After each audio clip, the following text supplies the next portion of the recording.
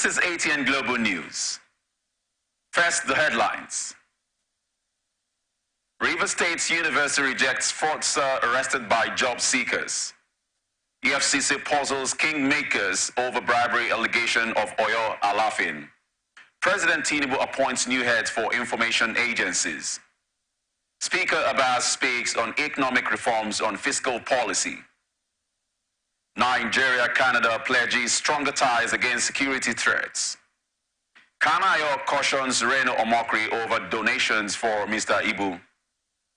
Super Falcons play roles to qualify for group stage.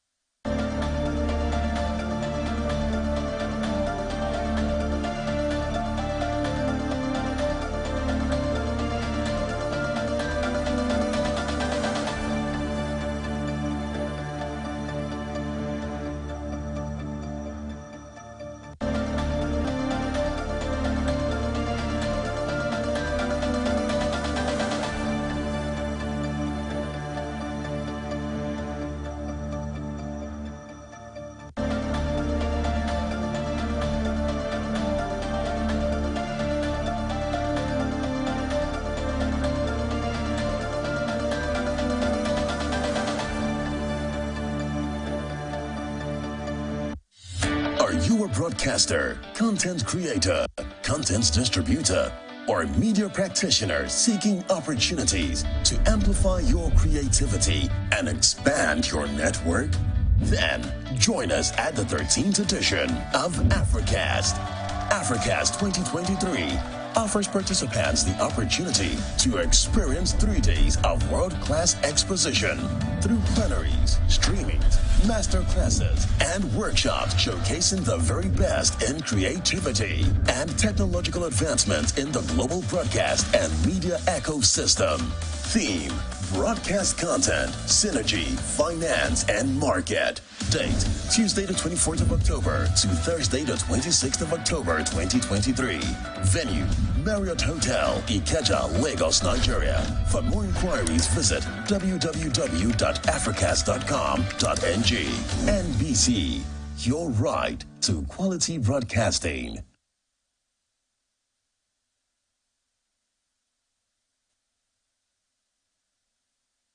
Attention broadcasters, independent producers, and content streamers. This is your chance to buy or sell quality content. At Africast 2023, the National Broadcasting Commission, NBC, will be launching the very first ever Nigerian TV and film content hub. Join us from the 24th to the 26th of October at the Marriott Hotel Ikeja, Lagos, and be part of a game-changing experience. Content Hub is your destination for content acquisitions, aggregation, licensing, and distribution of both local and international programs across for broadcasters in Nigeria. For more inquiries, visit www.africast.com.ng. Content Hub, your easy and affordable access to quality and affordable content. Don't miss out. The Africast Content Hub, brought to you by the National Broadcasting Commission, NBC, in collaboration with NIFS. From the line across the ocean to the land beyond the mountains, through the Sahara, we bring honest pop news, live analysis, expert discussions on trending stories in politics, business, socio-economy, sports, and documentaries. So catch all the updates on the happenings around the globe. Stay focused on the fact today, only on ATN.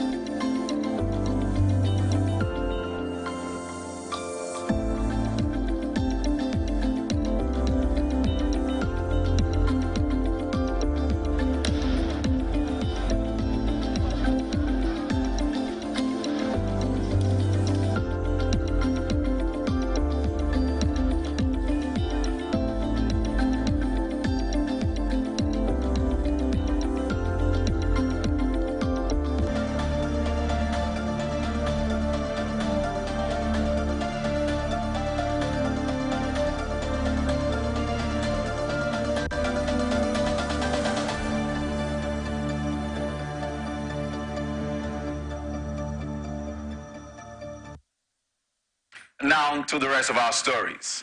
Management of Rivers State University says a man identified as Philip Oderehi, who was arrested on Tuesday for allegedly defrauding job seekers of huge sums of money, is not an employee of the institution.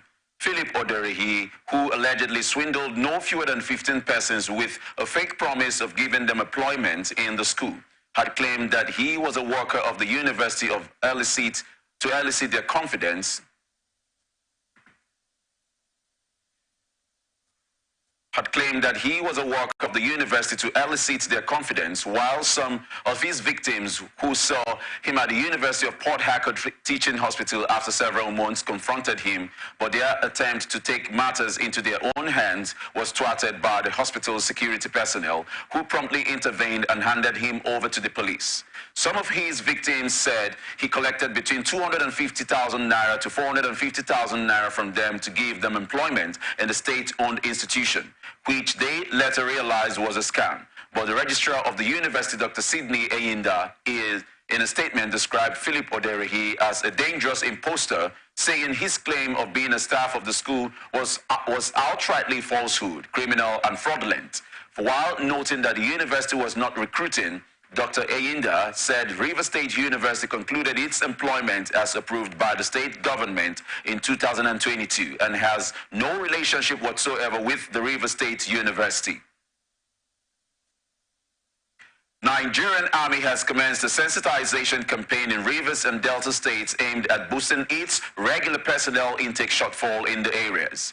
The Army, during an advocacy visit to the Secretary to the Rivers State government, Dr. Tammy Dangogo, in Port Harcourt on Wednesday, said the two states in the South Zone fell below its 60% quota during the last recruitment exercise. Leader of the Army delegation in Rivers, Brigadier General Timmy McIntosh, said the anomaly needed to be quickly addressed to avoid complaints of marginalization in the next 1 to 2 decades. McIntosh specifically said Rivers State could not make up to 60% of its own quota, saying it was not good enough, adding that the Chief of Army Staff, Lieutenant General Taurid Abiodun Labaja, having observed the trend, mandated the team to sensitize the indigenes of the state in a bid to grow intakes. He stated that the minimum academic requirement was 4 credits, adding that the Army usually caters for the academic upliftment of its personnel. Speaking, the Secretary to the state, Danagogo, attributed the low turnout of Rivers people to the Army recruitment to ignorance and information gap, and assured that government would go the extra mile to reach the people to fully participate in the exercise. Reacting to the development on ATN blowout, public affairs analyst Barrister Clem Akusi commended the Army for coming up with an honest assessment of low personnel enlistment in Rivers and Delta states. He also urged the Nigerian Army to increase its publicity for personnel enrollment. Here is the update. So I want to also commend the Army for coming up very honest with this and also presenting the opportunity. But again, one thing that was noted was that this problem was as a result of lack of information and distribution of that information. And they called it ignorance, but the question really, is it really ignorance? Like you said, and sometimes when this recruitment go on, you don't see the advert on basic national TV networks. Before you even see it on the newspaper, the deadlines were almost drawing near. And then a lot of other things play out. But here is a very beautiful opportunity for the Rivers people. 60% of recruitment chance, a quota has not been filled up. So imagine if you have Rivers, meaning that this entire recruitment session will be prioritized for the Rivers people and the Deltans. And I will call on every young person. The military do this time around is not as it's something that if you don't have the spirit of patriotism, I wouldn't encourage anybody to go there, because if you're carrying economic reasons to join the military, you may be disappointed. You have to have love for your father's nation.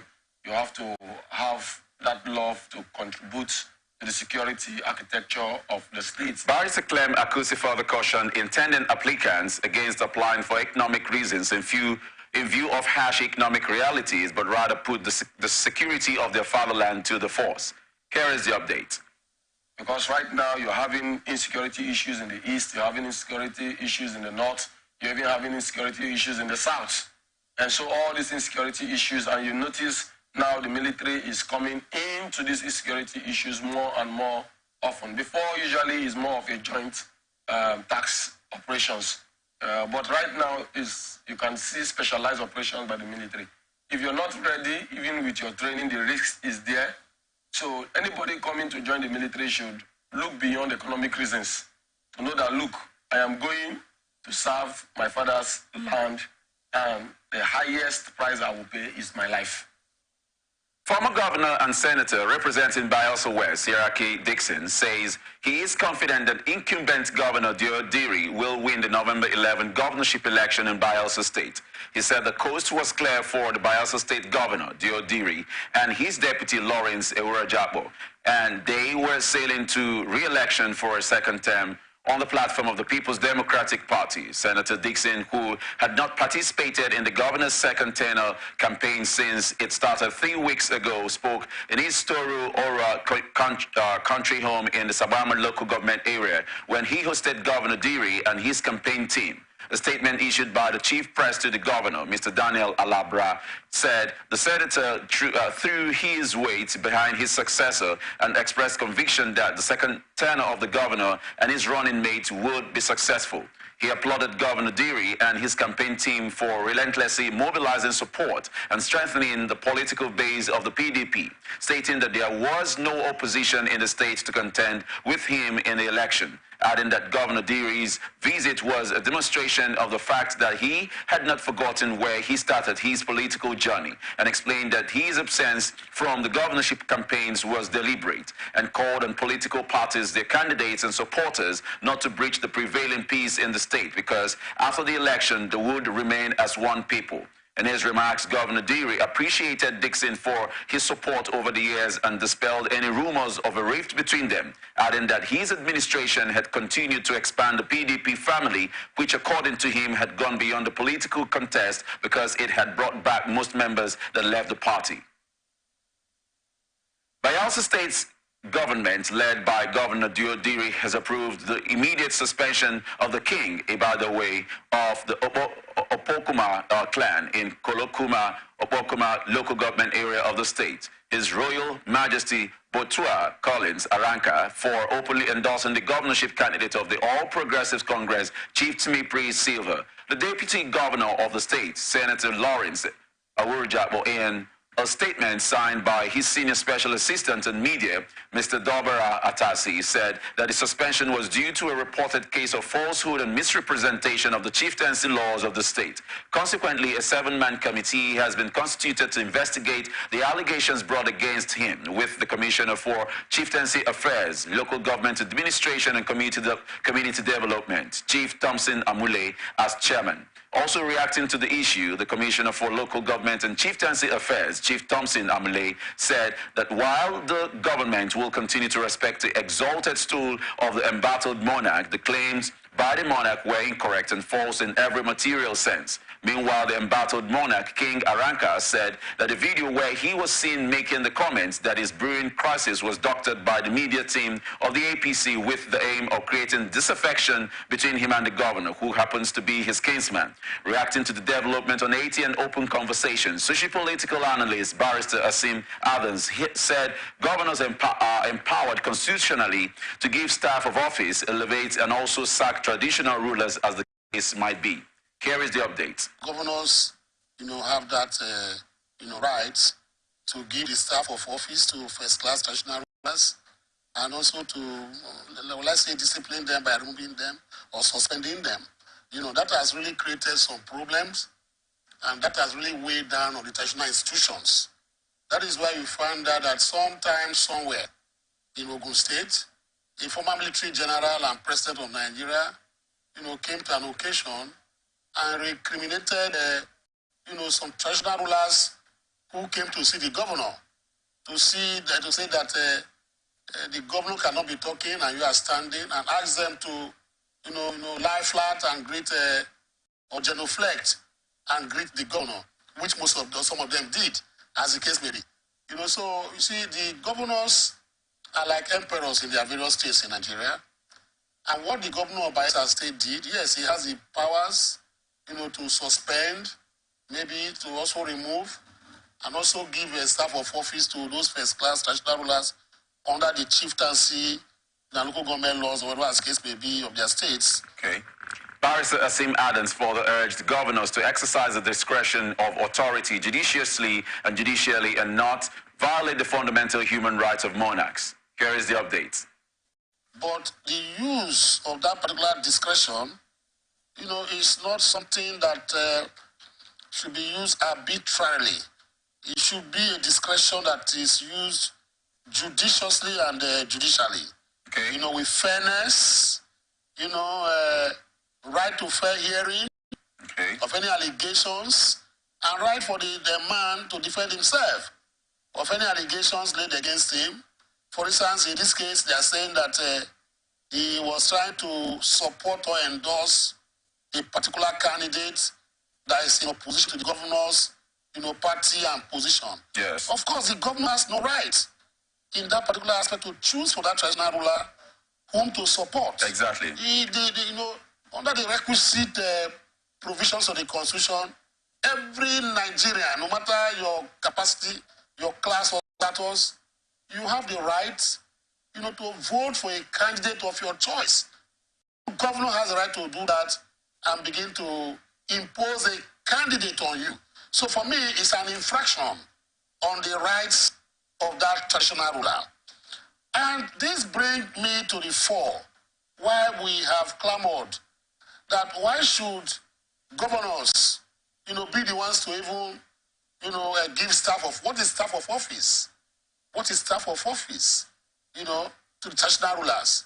Why don't you allow the people choose the traditional rulers who will govern them? Then you recognize them.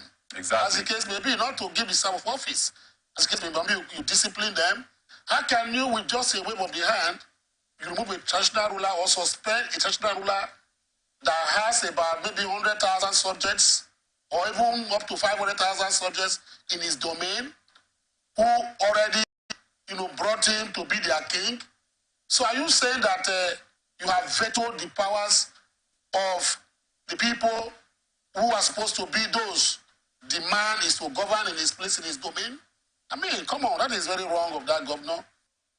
Suspected gunmen have attacked Afokan Correctional Facility in Calabar, Cross River State, killing a correctional service officer.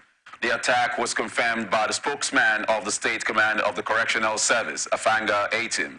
Atim, who spoke in Calabar, said no inmate escaped during the attack, but an assistant superintendent of correction was killed.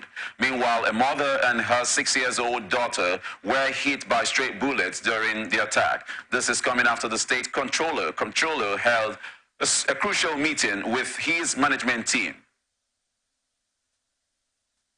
Magistrate court sitting in Umuahia in Abia State has detained a 56-year-old woman, Mma Achumba, at the Nigeria Correctional Center, Afara, Umuahia, for allegedly recruiting and abducting 21 young girls for sexual exploitation and child trafficking. The accused, according to the charges brought against her, was recruiting and abducting young girls and exploiting them sexually in Umunbei, Umvosi, Isiala, Ungwa South Local Government Area and Olokoro, Umuahia South Local Government Area of the state in June 2023. But the 56-year-old woman pleaded not guilty. In a short ruling after her plea, the trial magistrate Ngozi Lekwa said that the offense is punishable under Section 13, subsection 1, 2, and paragraph C of Trafficking in Persons Enforcement and Administration Act 2015, and Sections 86 of the Criminal Code as applicable in Abia State. She, however, said that the magistrate court lacked jurisdiction to handle the matter. The court ordered that the case file be transferred to the Office of the Department of Public Prosecution, Abia State Ministry of Justice, Umuahia, for report of compliance, while the accused Mma Achumba was remanded in the Correctional Center, Umuahia. The matter was adjourned to November 7th, 2023, but the Abia State Attorney General and Commissioner for Justice, Ikechukwu Nwana, said the state is determined to prosecute those involved in dirty and illegal businesses capable of bringing disrepute to the image of the state. Federal government ordered the closure of the third mainland bridge in Lagos starting from midnight of Saturday, October 21st to midnight of Sunday, October 22nd to carry out repairs. The Federal Controller of Works in Lagos State, Mrs. Olukorede Kesha, in a statement said the government was ready to begin comprehensive rehabilitation works on the bridge and wished to inform the motoring public that it was currently working on plans to carry out comprehensive repairs of the third mainland bridge. She advised motorists to cooperate with the traffic management officials by obeying and observing all diversions as directed for seamless movement, while motorists are encouraged to use alternative routes where possible during the period of the palliative works, as the Adeniji bound of the bridge will be closed to traffic from Saturday, October 21st to Sunday 22nd, 12 midnight. All Progressives Congress in Osun State has criticized the administration of Ademola Adeleke for using the seat to run the affairs of the state. The Osun APC also cautioned Governor Adeleke against coring unmerited favors from the unsuspecting residents of the state. A statement signed by the Osun APC chairman, Tajuddin Lawal, said the party accused the state governor of inviting his Edo state counterpart, Godwin Obaseki, to commission a road in Ilesha, adding that the road in question, which was fully funded by an individual, Rashid Sarumi, an Idesha man, was commissioned under the guise that it was a product of Adeleke's recent tax credits initiative, while agreeing that government is a continuum.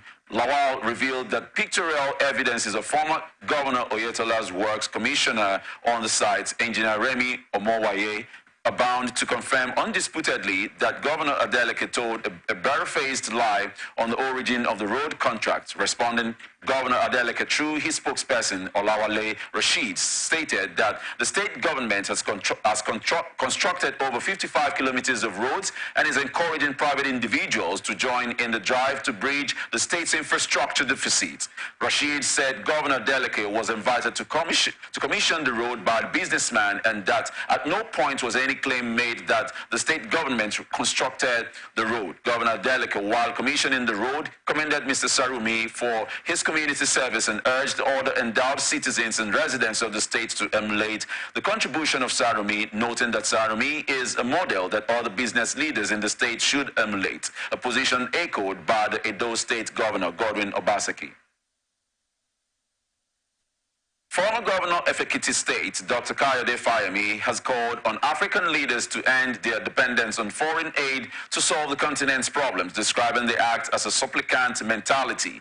Fayemi, who was quoted in a statement by his media office, said African leaders must expunge the development aid framework and instead embrace the audacity in defending the rights and interests in global affairs that has eluded Nigerians for too long, while demeaning that African leaders were constantly summoned to the capitals of competing foreign powers to beg for aid and support. According to the statement, the former Ekiti governor made the comments at the annual lecture of the Society for International Relations Awareness, where he was the keynote speaker and delivered a lecture with the theme, Africa in the Turbulence of a World in Search of Direction. Fayemi, who is now a visiting professor at the School of Global Affairs, King's College, London, advocated strong visionary leadership for Africa if the continent was to find its place in the turbulence of the current global order.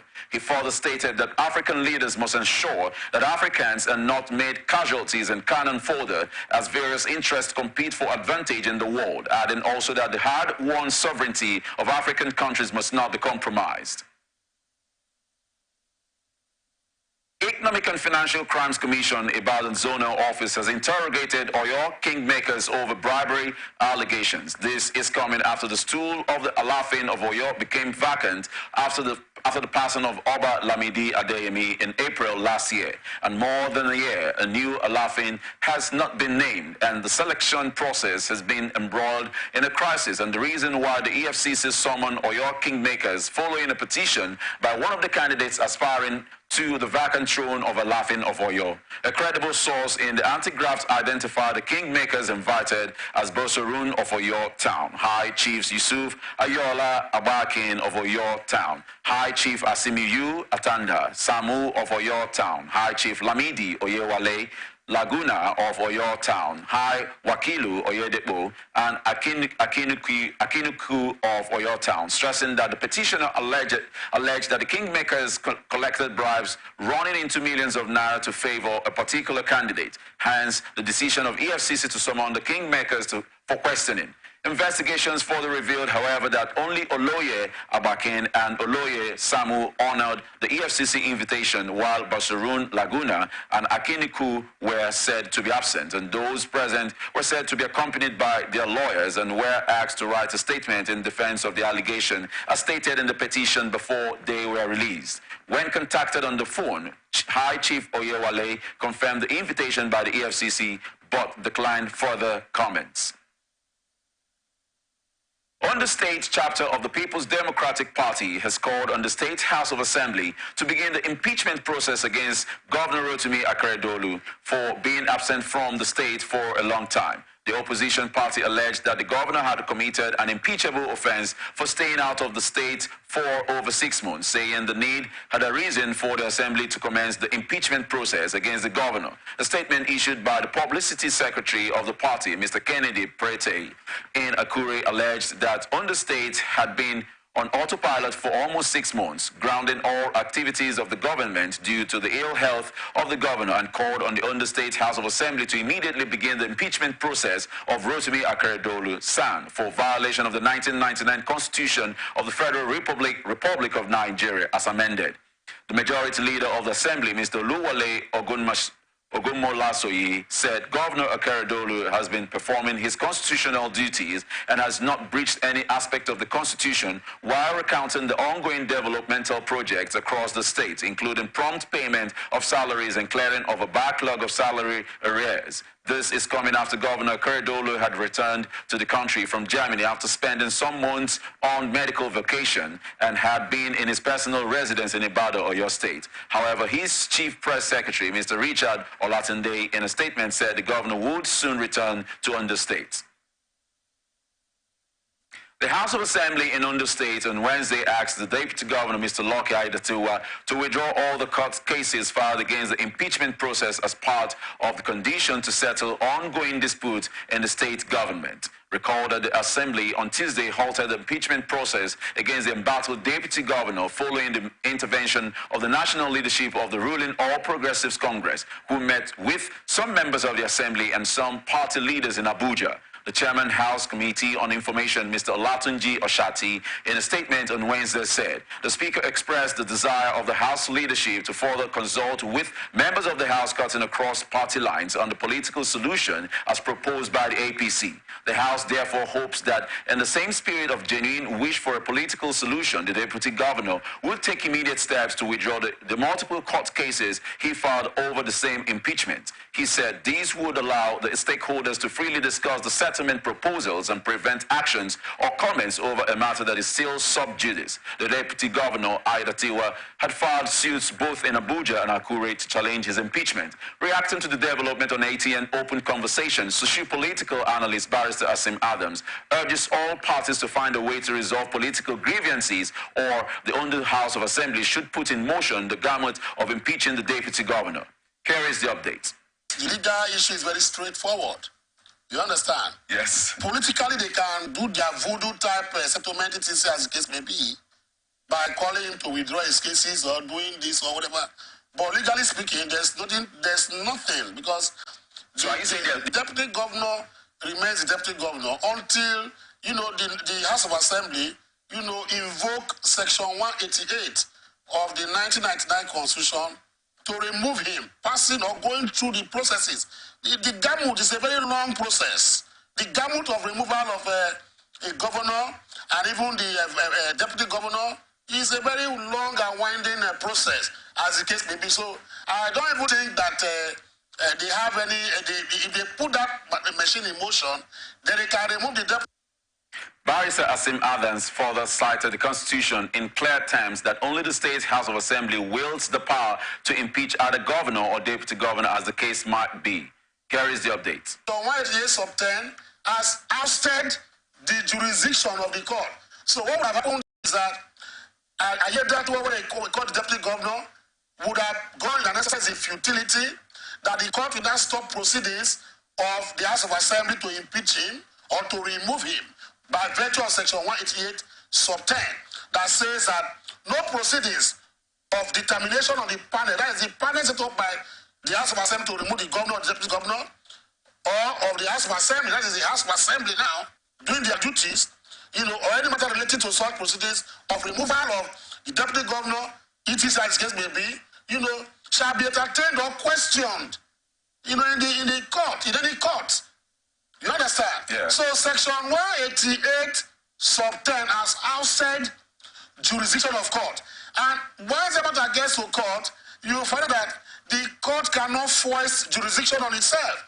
The court will go back and say, we lack jurisdiction to entertain this by section, or by this Section 188 sub 10.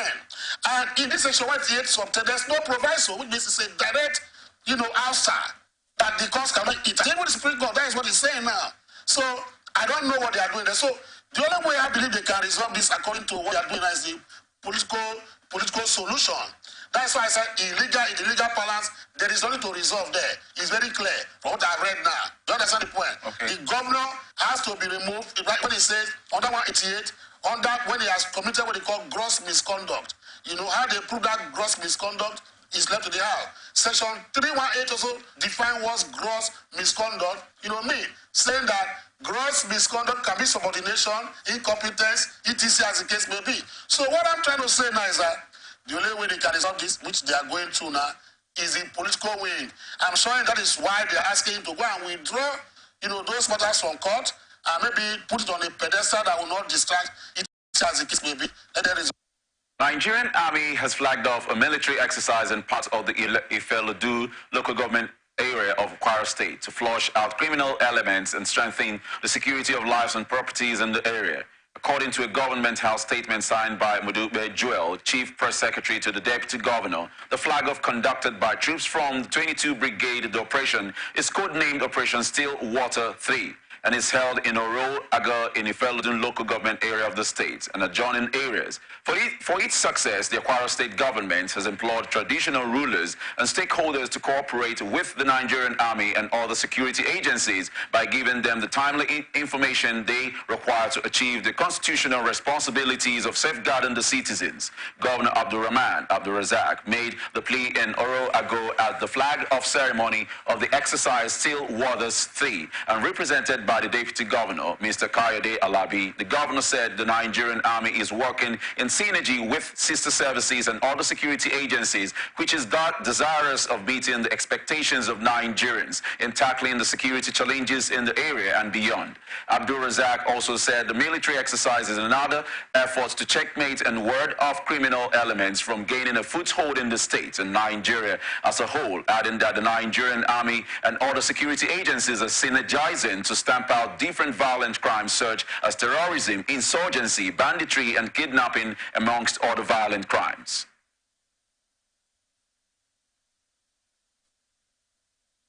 Ogun State government has called on factories operating in the state to ensure that their workers are provided with proper kits, including protective goggles, in order to safeguard their eyesight. The state government said its finding had shown that blindness was more predominant among factory workers in the state. The Commissioner for Health, Dr. Tommy Coker, who disclosed this during in commemoration of World Sight Day 2023 with the team, Love Your Eyes at Work, said factories and employers must make sure that they provide protective goggles for their employees as well as make sure that there is safety around the workplace. The commissioner also said the government had distributed 250 free eyeglasses, otherwise known as Jiggy Dabo, to the artisans at the Mechanic Village in Abeokuta.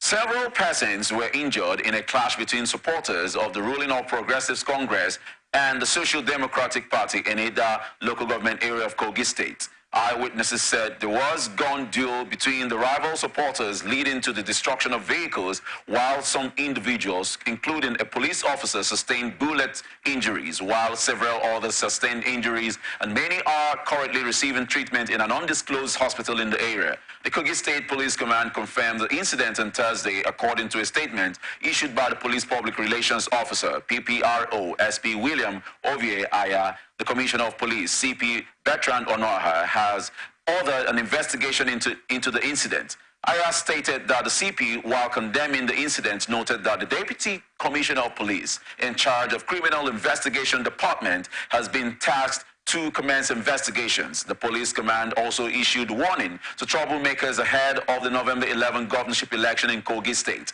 adding that the police, alongside other security agencies involved in election security management, will not hesitate to deal decisively with anyone caught. Senator Omar Al-Makura has urged Nigerians to be patient with the President Bola Tinubu-led administration, adding that the nation is already experiencing sustainable growth. He disclosed this at the State House in Abuja after he met with Tinubu and commended him on the hard decisions he has taken to move the country forward, stressing that sooner than later, the vision and policies of his administration will impact positively on Nigerians. The former Nasarawa State governor stated that the renewed hope agenda of the present administration will improve situations of the country, especially in the areas of security and economic development, while commending his efforts for the great work he's doing and the hard decisions he has to take in order to make this country forward. He also said the renewed hope agenda will change the scheme of things for the better of Nigeria, especially in the areas of security and economic development, while sustainable growth and sustainability are being achieved for the well-being of Nigerians. Minister of the Federal Capital Territory, Nyesom Wike, has rejected the Nigerian Customs Service's request for reconsideration of its revoked land by the FCT administration. The minister had ordered FCT to revoke unused plots of land, leading to top politicians, organizations, and government agencies losing lands. Custom officers led by the Acting Comptroller General Adewale Adeniyi visited Wike to make a case that the affected land be returned. Adeniyi requested land to build primary and secondary schools for the children of the more than 2,000 customs officers residing in the FCT, adding that FCTA would support the service to achieve its aims and objectives, but lamented how government agencies were allocated land in FCT and refused to develop them. On the land for school development, the minister assured the custom boss that it would be considered, but on the condition that the agency would pledge to develop the land within a specific period, and failure to comply, that the land would be revoked. Earlier, the custom boss said that the visit was to congratulate Wike on his appointment as the FCT minister and the outstanding works he has done so far, and described the Customs Service as a critical stakeholder in the FCT, with more than 2,000 officers residing in the FCT and contributing to the development of the city. Kaduna State Governor Senator Oba Sani has approved the release of the sum of 3.1 billion naira for the payment of gratuity for retirees and death benefits for families of the deceased workers under the Defined Benefit Scheme and the Contributory Pension Scheme.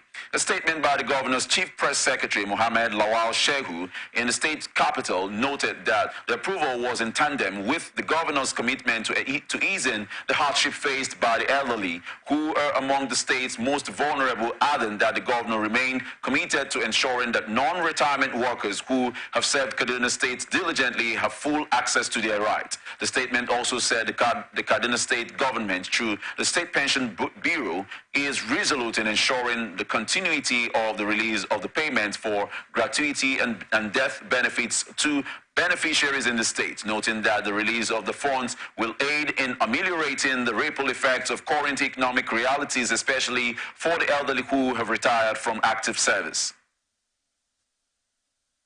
Suspected armed robbers have allegedly stabbed a member of the National Youth Service Corps, Grace Silas, to death in Kaduna State. The Kaduna State Police Public Relations Officer, ASP Mansar Hassan, who confirmed the incident, said the incident occurred in the early hours of Thursday. According to the PPRO, the deceased was stabbed by some elements while she was doing her body exercise along GRA Road in Balmawa and was quickly rushed to the Harmony Hospital, where she was later confirmed dead by the doctors. The PPRO noted that the Commissioner of Police, CP Musa Yusuf Garba, has directed a thorough investigation into the incident, adding that the command would do everything within its power to ensure that the perpetrators are brought to book.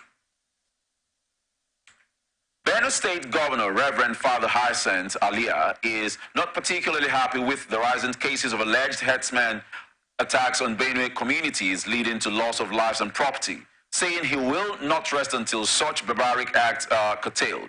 A statement by the governor's media aide Kula Terso in reaction to the killing of 9 people on Tuesday night by suspected armed Fulani herdsmen in 3 communities in the Logo and West local government areas, frowned upon the nefarious activities of the herders who maimed and killed innocent Benue citizens in cold blood for reasons which are difficult to grasp and pin down. He recounted that 5 persons were reportedly killed at Mahanga and Ayilamo in the Logo local government area, while 4 others were killed at Nagi Camp, Mbachahon Council, ward of Gwa West local government area, in separate attacks. The state governor, while sympathizing with the families of the deceased, called on security agencies in the state to quickly delve into the depths of the unfortunate situation and apprehend those suspected to be behind such attacks and bring them before the law.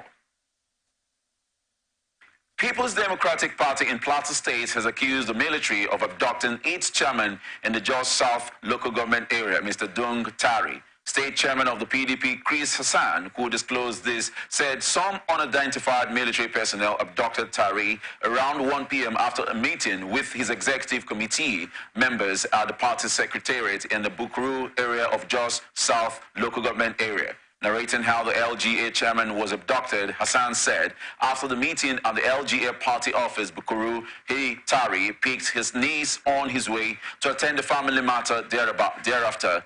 He stopped at the Total filling station, Bukuru, where he parked his vehicle to respond to the phone calls. Suddenly, 2 Toyota Hilux pickup trucks in military colors and number plates with men in Nigerian military uniforms surrounded him and bundled him into one of the Toyota Hilux vehicles, while one of the soldiers forced his niece out of his private car and proceeded to an unknown destination. He also said, until this time of the press conference, the party have not heard from him or his abductors, neither his family, of his whereabouts and the reason for his abduction. The state PDP chair said they had taken steps to report the matter to various security agencies in the state to commence investigation into the whereabouts of the abducted LGA chairman, adding that the abduction of Tari, which was carried out in commando style, that is causing tension in the state and capable of breaching the fragile peace being experienced. The police in Plateau State is yet to make any useful statement on the matter.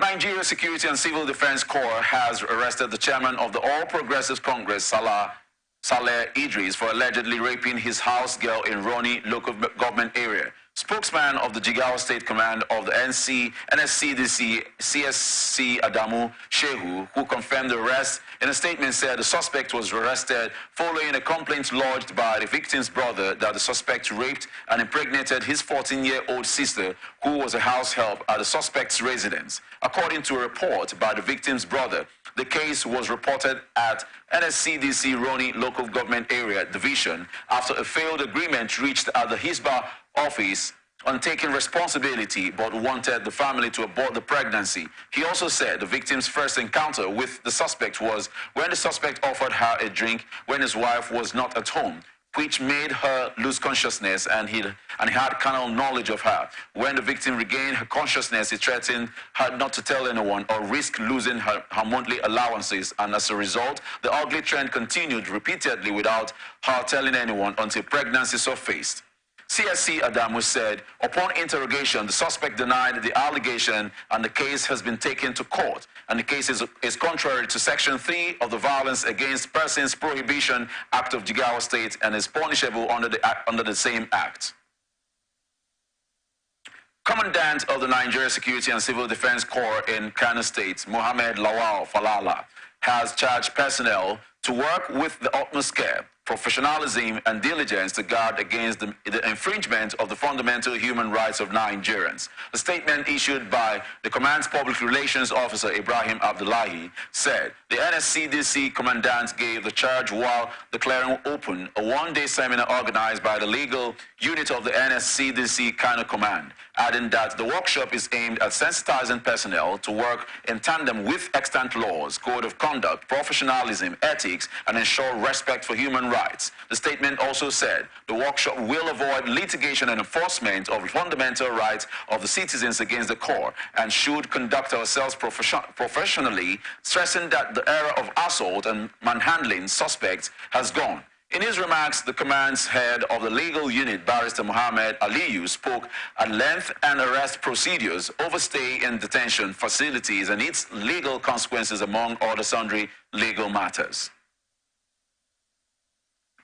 Presidential candidate of the People's Democratic Party in the February 25th election, Atiku Abubakar, has urged the Supreme Court to allow him to present fresh evidence to back his claim that President Bola Tinubu forged his documents he submitted to the Independent National Electoral Commission. He said the presentation of forged documents by any candidate was a grave constitutional issue that should not be overlooked. This is coming after Atiku had taken his legal battle against Tinubu to the U.S., obtaining court orders compelling Chicago State University to release Tinubu's academic records. While interpreting the documents, Atiku and his legal team maintained that Tinubu forged the documents he submitted to INEC, while the ruling All Progressives Congress and Tinubu camp had rubbished the claim, saying Atiku's journey to the U.S. to shop for evidence against Tinubu was fruitless. Tinubu's lawyer also maintained that Tinubu's academic records obtained in the U.S. would not be admissible at the Supreme Court in Nigeria, where Atiku is challenging Tinubu's electoral victory, and urged the Supreme Court to dismiss Atiku's application seeking leave to submit the documents. Supreme Court has fixed Monday, October 23rd, for hearing of the appeal by the candidate of the People's Democratic Party, Atiku Abubakar, and will on November 6, 2023, give a final judgment on the appeal. The petition is challenging the judgment of the Presidential Election Petitions Court, which upheld the victory of APC's Bola Tinubu. This is contained in a hearing notice sent to the Councillor for the respective parties on Thursday. Ahead of the hearing, Atiku had filed additional materials, including the recent deposition of the registrar of the Chicago State University, to support his argument that Tinubu submitted false academic claims in his INEC nomination form. Tinubu's lawyers, on the other hand, had asked the Apex Court to ignore the submissions of Atiku on grounds the statutory period for submission of evidence had since closed. Supreme Court has constituted a 7-member panel of justices to hear the appeals filed by the 3 presidential candidates challenging the outcome of the February 25th election and the subsequent dismissal of their petitions by the tribunal. The candidates are Atiku Abubakar of the People's Democratic Party, Peter Obi of the Labour Party, and Chichi Ojei of the Allied People's Movement. The notices for the hearing were served on the candidates and made known to newsmen on Thursday. The notices signed by Zainab M. Garba in the office of the registrar said the order to rule Section 1, Subsection 2 of the Supreme Court's Rules 1985 as amended, the notice is deemed as sufficiently served on the parties, while the list of members of the panel to sit on the appeals include Justices Musa Datijo Muhammad, Owani Musa Abba Aji, Lawal Garba, Helen M. Ogun Muji, Ayan Saulawa, Tijani Abubakar, and Emmanuel Ajim. In his appeal, Atiku maintains that the Presidential Election Petitions Court erred when they dismissed his petition on the grounds that the petitioners failed to prove allegations of irregularities in the presidential election, 25% requirement in the FCT, $60,000 forfeiture, and failure of the Independent National Electoral Commission to transmit the results from the polling units to the IREV using beavers as provided in its laws and guidelines. In the application by his counsel, Chris Uche San, Atiku also requested leave to file academic records of Tinubu, which he alleged were forged. On his part, Obi says The tribunal's refusal of his 18,088 polling units blood results was a miscarriage of justice, while Ojeyi of the APM in her petition in contending that Tinubu and his deputy Kashim Shettima were disqualified on the grounds of invalid nomination for the offices. In his replies, Tinubu, through his counsel, Wole Olanipekun San, requested the court to hold that Atiku's petition was an abuse of court process and lacked merit, while Tinubu has described Obi's petition as a jamboree and should be dismissed. The Supreme Court has until November 6, 2023 to give a final judgment on the appeals. Former Secretary to the Government of the Federation, Babachir Lawal, has probed the administration of President Bola Tinubu over the continued detention of the immediate past chairman of the Economic and Financial Crimes Commission, Abdul Rashid Bawa, and erstwhile Governor of Central Bank of Nigeria, Godwin Emefiele, without trial. This is coming after Bawa, the first EFCC boss who didn't come from the ranks and files of the Nigerian police, was taken into custody by the Department of State Services on June 14, hours after the president suspended him, while the ex-CBN governor, on the other hand, was apprehended at his Lagos home on June 9th this year. Babachir Lawal also said their prolonged detention has continued to raise questions occasioned by a number of protests by human rights groups and activists calling on the DSS to charge them to court, adding that the people have a right to freedom of speech and human rights for all, while warning that it is indefensible to keep the EFCC chairman and the CBN governor under arrest for extended periods of time without or before trial, just as it is also unacceptable that political parties are used to intimidate and harass citizens exercising their opinions in the public domain. Organized labor and retirees of six states and the Federal Capital Territory who have not fully implemented the contributory pension scheme as at the end of June 2023 are not particularly happy with the failure of states to join the scheme. According to the National Pension Commission, the second quarter report for 2023, apart from the FCT, states that fully implementing the contributory pension scheme are Lagos, Osun, Kaduna, Ekiti, Edo, and Ondo, while no fewer than 26 states are yet to fully join the scheme. Figures from PenCom's second quarter report for 2023 indicated that while some states were at different levels of compliance, many were not implementing the contributory pension scheme established by the National Pension Commission, but continued under the old pension scheme called Defined Benefit Scheme, adding that under the contributory pension scheme, the employer and the employee contribute 10% and 8% of the worker's monthly emolument respectively, totaling 18%, which is paid into the retirement savings account of the worker with the pension fund administrator.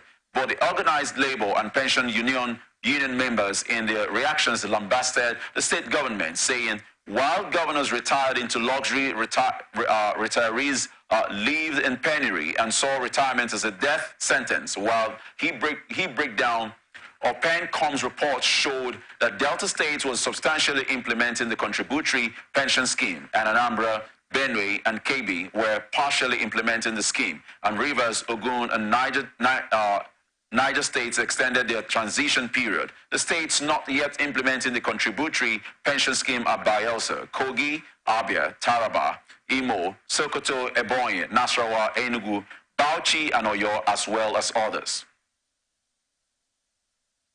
The management of the University of Lagos, UNILAG, yesterday explained why students staying on campus have been asked to come into the halls of residence with their mattresses and some other personal items, saying it is due to health reasons. The explanation came against the backdrop of protests by parents who lamented that they were just struggling to cope with the recent increase in tuition, hostel, and other fees. The head of the information unit of the varsity, Adejoke Alaga Ibrahim, reacting to the complaints by parents and students that with the new fee regime introduced by the university, such items ought to be provided by the school. Alaga Ibrahim said, "We ask the students to come with their own burdens for health reasons. That has been the practice for some time. It is not new. As for the complaints that the hostel fees should be enough for the school to provide those items, we all know the situation in the country and the cost of the items, 65,000 naira, for instance, as a hostel fee for a year is not expensive, going by what people pay for private accommodation. Recall that recently the management of the school increased obligatory fees, including hostel fee. Reacting to the development on ATN Society Watch, public affairs analyst Dr. Godson Kelechi criticized the management of the University of Lagos for demanding students bring mattresses to school. He also said the parents have the right to protest with the current economic situation in the country. Here is the update. We see that the parents who are protesting, they have the right to protest because the economic state of the country is not really comfortable, or it's not really expected from the government to make education to be so expensive for people to afford. So it is really disheartening that at such a time fee hikes are coming in when the government are supposed to cushion the effect of the educational cost in our society. So in the past also, those of us who were privileged had went to universities under sponsorship of the government, both state and the federal. But at this current time, this dispensation, it is not very viable. And asking students to buy mattress into the university is really something surprising, because those amenities were supposed to be provided by the government. The hostel are supposed to be equipped with all these facilities so that students will find it comfortable, when they come into the hostel. Dr.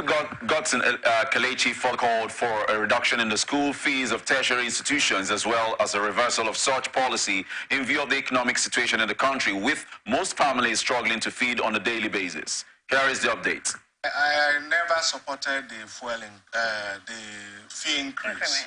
I never supported it because it is putting more hardship on parents.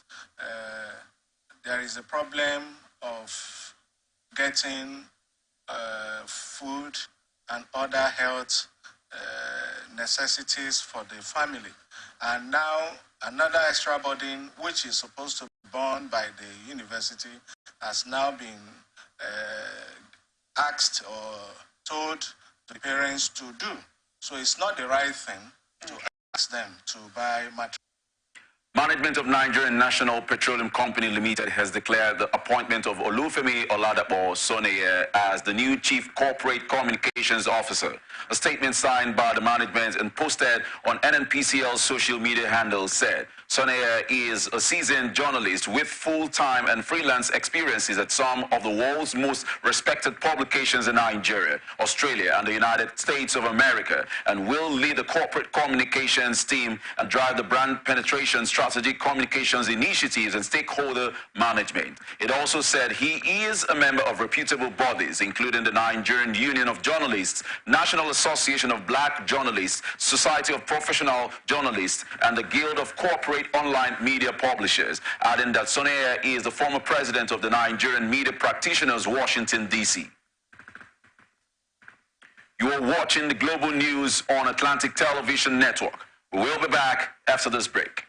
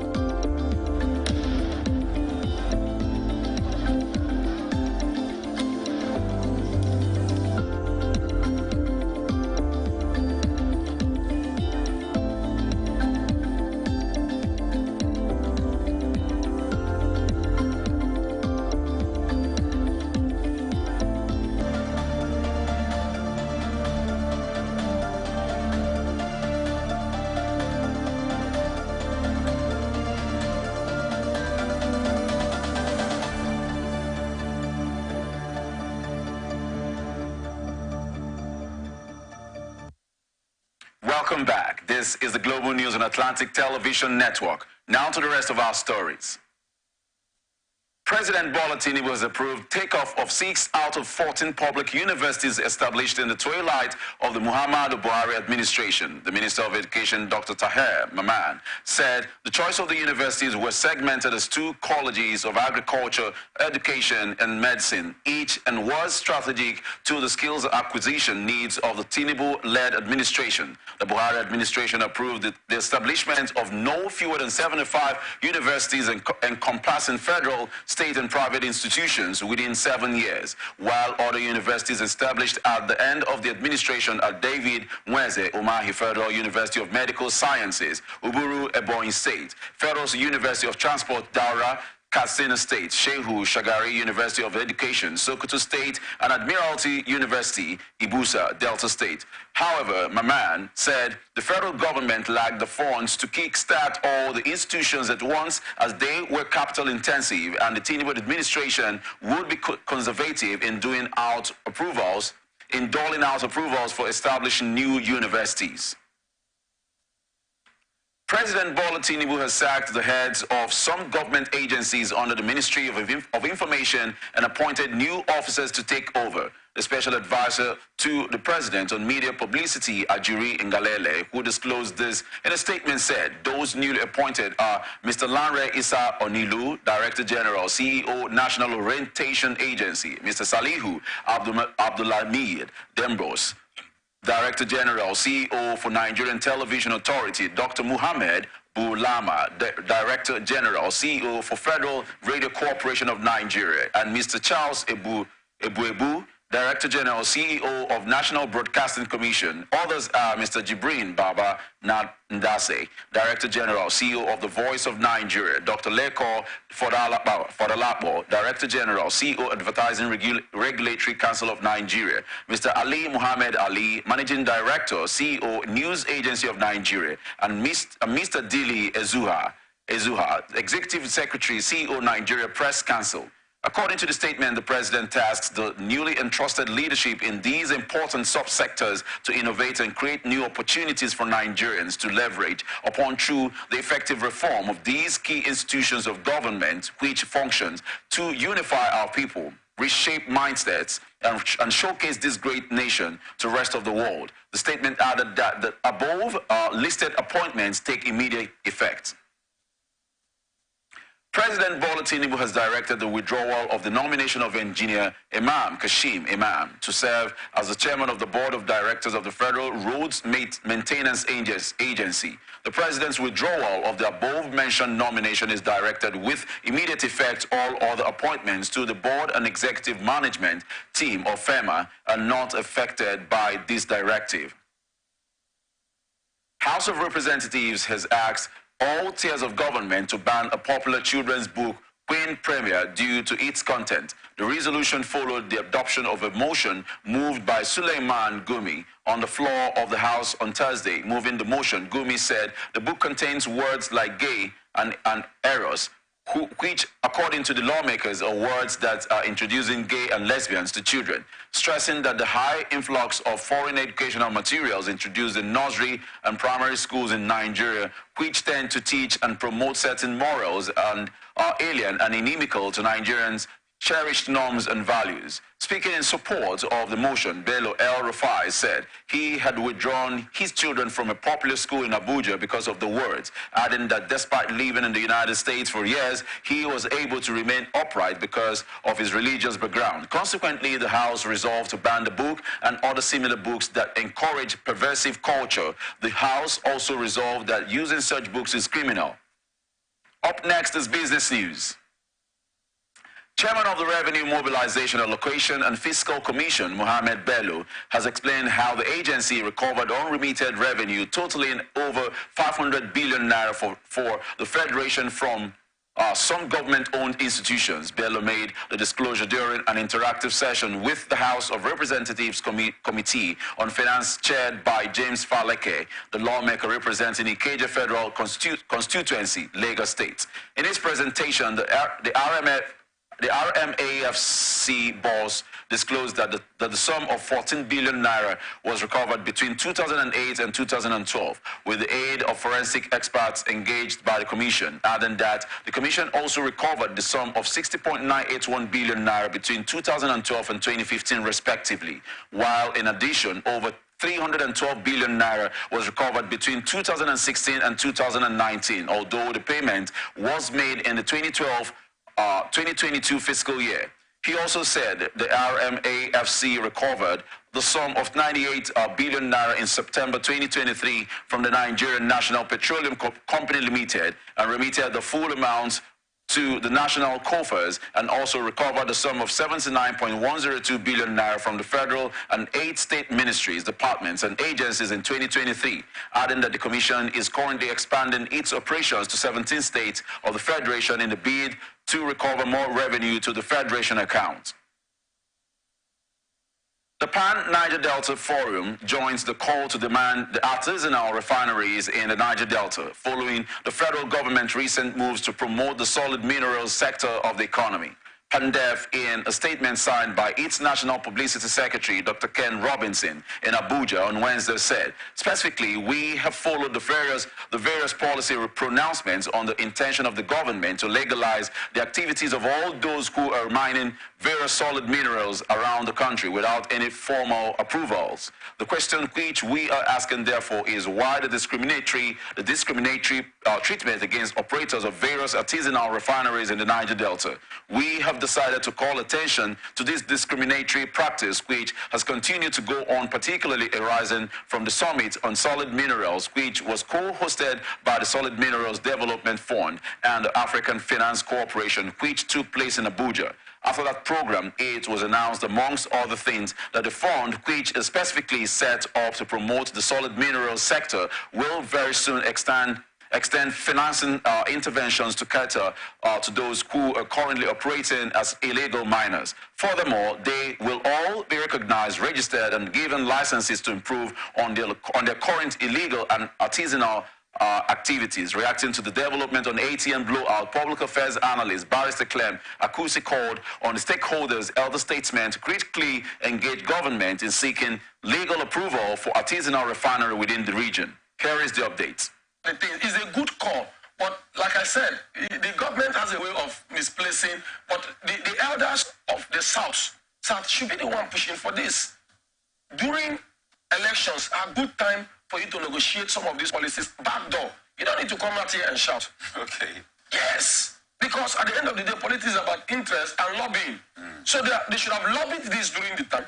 Call the stakeholders and say, look, we are the ones suffering for it. If one man goes to steal oil, the whole community is at risk, because if the thing spills and then fire breaks out, all of us will suffer. We have economic losses. Some of us will lose our homes, and before we know, we become refugees even inside our own communities. Yeah. So it is one person's crime, but it is everybody's consequences. Yeah. So because of this, we have to come together as elders, both past governors, both ex-presidents, wherever you find yourself around the community, you call every stakeholder and say, look, this is why we are asking for this. If you want to really help the Niger Delta people, you have to bring some form of standardization to this sector, and then, if possible, push some level of money into it, including NGOs who are saying they want to help us. These are areas where you get push for the government to provide these licenses, help to standardize the procedures, and then we see. Barrister Clem Akusi further called on the government to engage stakeholders and process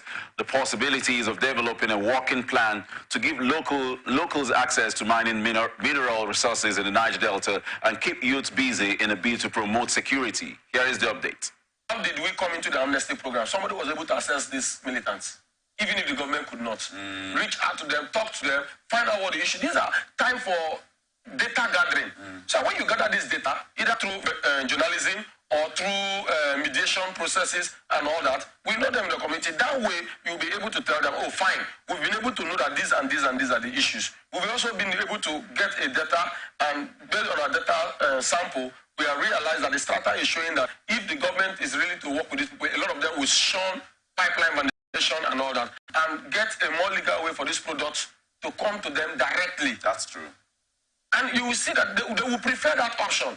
See, when illegal refineries were not being clamped down, I can tell you, on the streets of Port Harcourt, you can walk with your phone on 11, 12 a.m. and you're making call. Yes. Nobody will slap you. Come and try. Speaker of the House of Representatives, Honorable Abbas Tajuddin, says the 10th House would use legislative measures to provide incentives and tax breaks to encourage innovations and for industries that have the potential for job creation and export growth, adding that it is a key priority for the House to support the implementation of the African Continental Free Trade Agreement to open up markets and promote economic cooperation and growth. He stated this at the ongoing two-day retreat for senators of the Federal Republic of Nigeria on fiscal policy and tax reforms in Uyo, Akwa Ibom State, organized by the National Institute for Legislative and Democratic Studies. In his remark, the Speaker listed ways by which the National Assembly could legislatively address the current economic challenges facing Nigeria. One of them is tax reforms, which the 10th House has already captured in its draft legislative agenda. The Speaker also stated that over the years, the National Assembly has responded proactively to these issues and promoted economic reforms, emphasizing ease of doing business, adding that the 10th House of Representatives intends to work with the executive and stakeholders to improve the coherence of Nigeria's tax system, both in terms of administration and operation.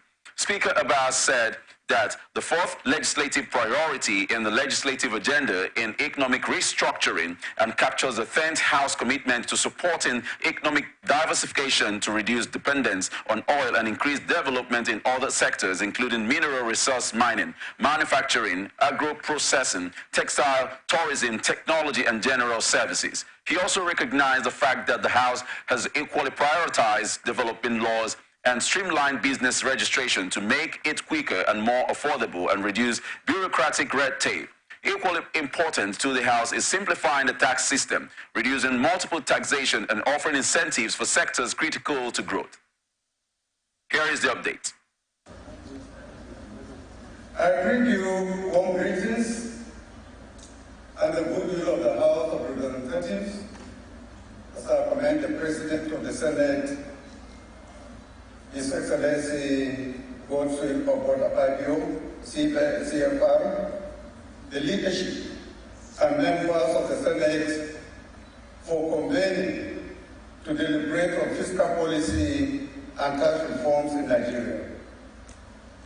The relevance of the issue under consideration is immediately apparent, given the wide range of fiscal policy challenges confronting Nigeria, which the 10th National Assembly must address expeditiously. I must also commend the National Institute for Legislative and Democratic Studies NILS for consistently providing this capacity building platform for members and staff of the National Assembly. Distinguished colleagues, the overdependence on the oil sector, which constitutes the largest share of government revenue, has been at the forefront of reforms by previous governments. Progress towards economic diversification has been very strong, and our economy remains vulnerable to global oil prices. In the past, these oscillations and slow revenue growth have resulted in monetary shortfalls and the attendant economic and social implications. The gap between the federal government's revenue and expenses has grown 4 times larger between 2015 and 2021.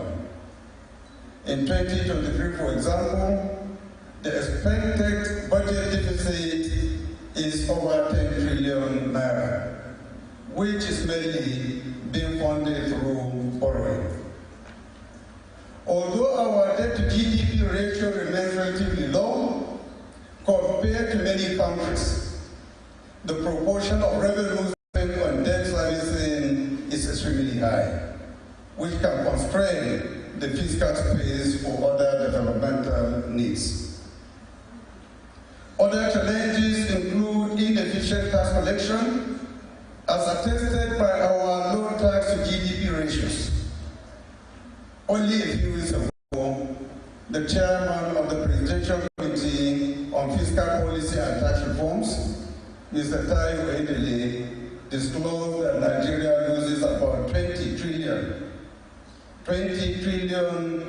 naira, which is about the equivalent of $26 billion annually to gaps existing within its tax system, including evasion, inefficiencies in collection modes, weak enforcement, and a large informal sector that remain outside the tax net.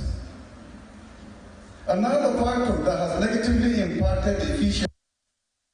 Speaking, Deputy President of the Senate, Senator Barrow Jibrin, says lawmakers of the 10th National Assembly are committed to ensure strong fiscal policy and tax reforms for the survival of Nigeria as a nation. He stated this during a two-day retreat on fiscal policy and tax reforms organized by the National Institute for Legislative and Democratic Studies at Ikode-Bene, Akwa Ibom State. He said the 10th National Assembly considers the urgent need to put the country on the path of economic rejuvenation, hence the need to put more efforts alongside various stakeholders in achieving that, stressing that in a world of great economic challenges, only nations that are endowed with great thinkers can break through, and equally requires thinking outside the box to make fiscal policy and tax reforms to be guaranteed in the nation's survival without adding to the economic woes of its citizens, and it must be central to the nation's policies and governance. He emphasized that the lawmakers' job at the retreat is to contribute to the discourse on the needed fiscal policy and the tax reforms towards the realization of the 8-point agenda of the executive arm of government, stating that the lawmakers identified with the policies, reforms, and other economic plans in tandem with the thinking of the executive arm of government.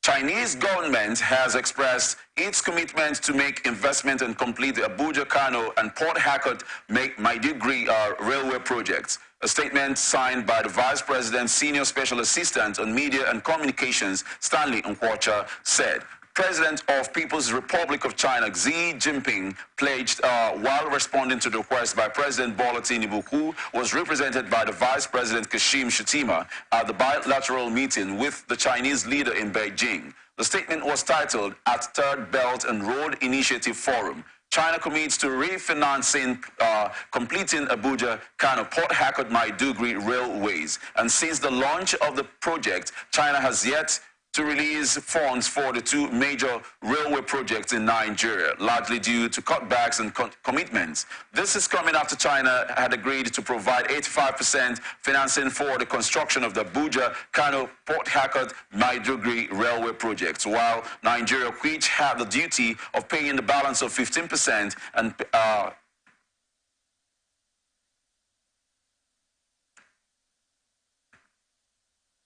while Nigeria, which had the duty of paying the balance of 15%, paid its part of the funding from the inception of the project through appropriations. The Chinese president, who received the Nigerian delegation led by Vice President Shettima at the People's Building in China, pledged increased investment in Nigeria's power generation and digital economy, while calling for the protection of Chinese nationals working in Nigeria, while ensuring that the Nigeria-China bilateral relation was stronger than before.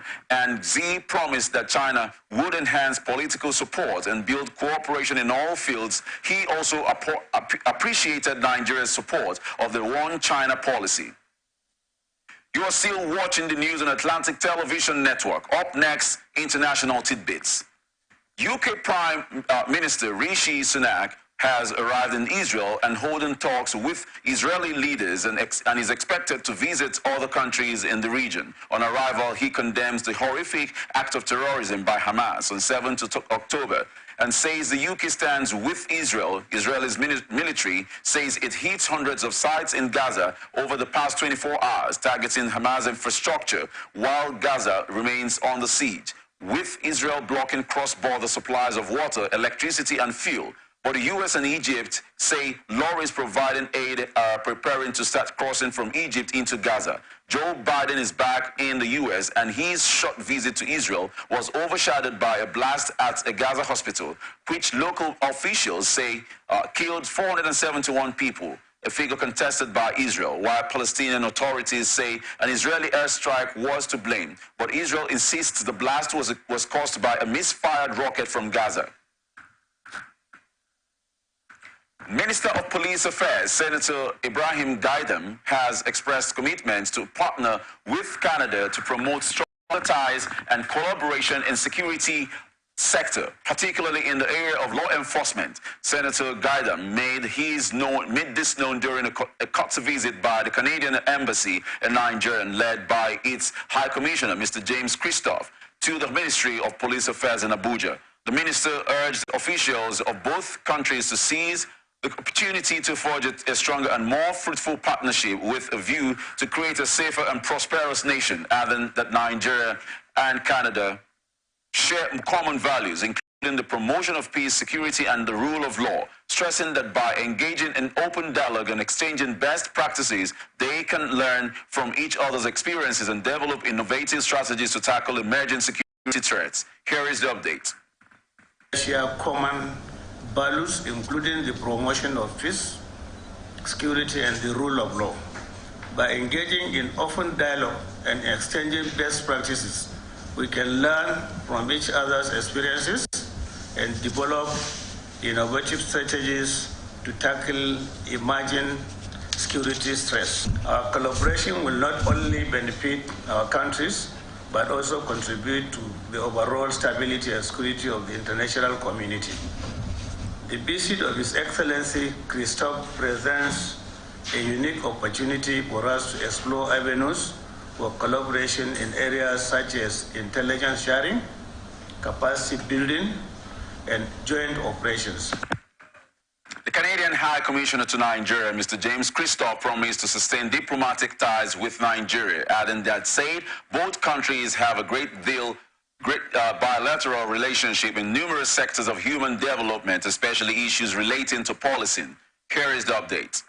Is very significant people-to-people ties between Canada and Nigeria. They are significant and they're growing. And that relationship and that reality is providing a crosswalk that both countries can walk back and forth on to improve relations and cooperations between both countries. I want to come and pass that message in person. And I was just explaining to His Excellency and the Permanent Secretary before coming in, we have 2 Royal Canadian Mounted Police, federal policing officers who are resident at our office in Lagos. And I bring a very personalized message from them. Both have underlined to me the incredible level of cooperation and friendship that they enjoy with elements of Nigerian police services that are translating into efforts on the ground to address criminal activities that are impacting both countries. My RCMP colleagues, my policing colleagues will be coming in due course to pay a personal visit on His Excellency and the Permanent Secretary to speak in more detail about these cooperative efforts, but they're bearing fruit for both countries. United States has supported sanctions on Venezuela after the South American country's government and opposition agreed to have next year's election monitored by international observers. Sanctions will be eased on Venezuela's oil, gas, and gold sectors, and the next election in Venezuela has been scheduled for the second half of next year, while other sanctions imposed over the suppression of protests and erosion of democracy remain in place. Washington has cautioned that the relaxation could be reversed if the electoral pact collapses, and there is a new general license issued by the U.S. Treasury Department authorized Venezuela, which had been under hefty sanctions since 2019, to produce and export oil to its chosen markets for the next 6 months, but no time limit has been specified regarding the gold sector. Secretary of State Attorney Blinken said The U.S. warned Venezuela that they must define a specific timeline and process for the expedited reinstatement of all candidates by the end of November, while calling for the release of all wrongfully detained U.S. nationals and Venezuelan political prisoners. The deal between the Venezuelan government and opposition, an agreement contains 12 points, which includes promises to give all candidates access to public and private media and to guarantee the free and fair and free and safe movement throughout the country, while the two sides have also agreed to update the voter registries both inside and outside of the country in order to ensure that the millions of Venezuelans who have emigrated can exercise their right to vote. But the two opposition and the government disagree on whether the agreement allows for the exclusion of opposition front-runner Maria Corina Machado. And now entertainment news. Veteran Nollywood actor Kanayo Kanayo has blasted Ren Omokri, a former media aide to ex-president Goodluck Jonathan, for dragging the presidential candidate of the Labour Party, Peter Obi, into actor Mr. Ibu's ill health. This is coming after the veteran comic actor John Okafor, popularly known as Mr. Ibu, on Wednesday took to the internet to seek public assistance as he battles an undisclosed ailment that may cost him his leg. Reacting to the viral video on his ex-handle, Ren Omokri called out P2B to pay the medical bills for the ailing actor, stating that Mr. Ibu had endorsed and campaigned for Obi as his preferred candidate during the 2023 general elections, and as a result, the Labour Party flag bearer must help the actor in his time of need. Reacting to Omokri's post, Kanayo, in a clip shared on his Instagram page on Thursday, condemned the former presidential aide, describing him as wicked. Kanayo stated that giving is personal and should not be used to indict others. Popular on-air personality Oladotun Olujulape, professionally known as Dotu, has reacted to the court order stopping him from defaming his ex-wife's brother, singer D'banj. Following the custody dispute with Taiwo, his estranged wife, Dotun, has taken to social media to drag D'banj, accusing the singer of making life unbearable for him while he was still married to his sister, while Dotu had shared court documents showing that a judge ruled in his favor, granting him divided child custody with Taiwo. This is coming after the Chief District Court of the Federal Capital Territory at Wuse Zone 2, Abuja, restricted Dotu from making defamatory posts against D'banj on social media or any other platform. Also, the court ordered the Deputy Inspector General of Police Force Intelligence Bureau to investigate a criminal complaint brought by D'banj against Dotu within the 2 weeks and report back to the court. Famous comedian and music executive Bright Okocha, a.k.a. Basketmouth, has complained the skyrocketing price of music video production fees in Nigeria. He said the industry standard fee was 7 to 7.5 million naira, but now 27 to 30 million naira, adding that the price hike was why he decided to do a hold-up video for Party, the lead track from his upcoming album, Uburu, instead of slashing over 25 million to shoot a standard video. He also said the visual will have his song Party with Peruzzi and not an official video. And here now is ATN Sports News. Super Falcons Chiamaka Nnadozie and Christy Ucheibe played pivotal roles as their clubs, Paris FC and Benfica, earned a berth in the group stage of this season UEFA Women's Champions League. This is coming after Paris FC defeated last season's finalists Wolfsburg 2-0 in the second leg of the final qualifying round at the Erg Stadium, while Nnadozie saved Dominic Jensen's spot kick in the 61st minute, and Paris FC won the contest 5-3 on aggregate. Midfielder Christy Ucheibe was on target in Portuguese champions Benfica 4-0 out of Capriot club Apollon, while Ucheibe replaced Anna Gaspar in the 70th minute of the encounter, and she scored her side's fourth goal of the game 8 minutes after the introduction. Benfica sealed their passage into the group stage 11-0 on aggregate. Renovation work has started at the Nnamdi Azikiwe International Stadium in Enugu. The Nnamdi Azikiwe Stadium is the home ground of Nigeria Premier Football League side Rangers, and materials for the renovation have started arriving at the stadium. The general manager of the Flying Antelopes, Barrister Amobi Ezako, expressed passion over the completion of the renovation work that started over 2 years ago, adding that the construction firm handling the project assured on the November date promise for the completion of the renovation work. Rangers currently play their home matches at the Awka City Stadium, Anambra. MLS Players Association says Inter Miami forward Lionel Messi is the highest paid player in the Major League Soccer. The association said Messi takes home a league record annual guaranteed compensation, $20.4 million. The figure includes only Messi's salary, as Miami co-owner George Mass revealed earlier this year that the 36-year-old's total compensation, which includes a cut from the leagues, is between $50 million to $60 million. Messi's guaranteed salary is the highest in the history of MLS ahead of Toronto FC's Lorenzo Insigne, who is second at $15.4 million. UEFA has announced that Belgium's Euro 2024 qualifier against Sweden will not be replayed. The game was abandoned at halftime after shooting in Brussels. The two teams were locked at 1-1 when the match was abandoned for security reasons. UEFA have now ruled that the halftime score will be confirmed as final, and each team will be awarded a point. Each team is awarded 1 point, with the Group F standings to be updated accordingly, and any suspension is considered served and single yellow cards remain valid. The executive committee took note that it had proved impossible to play the remaining part of the match on the following day, while both the Royal Belgian Football Association and the Swedish Football Association, given the circumstances, explicitly expressed their desire not to play the remaining match time and to consider the result at the halftime interval 1-1 as final. 2 Swedish fans lost their lives, while another was gravely injured during the terror attack before Brussels. Police shot down the attacker while he was at a cave in the Schaerbeek neighborhood.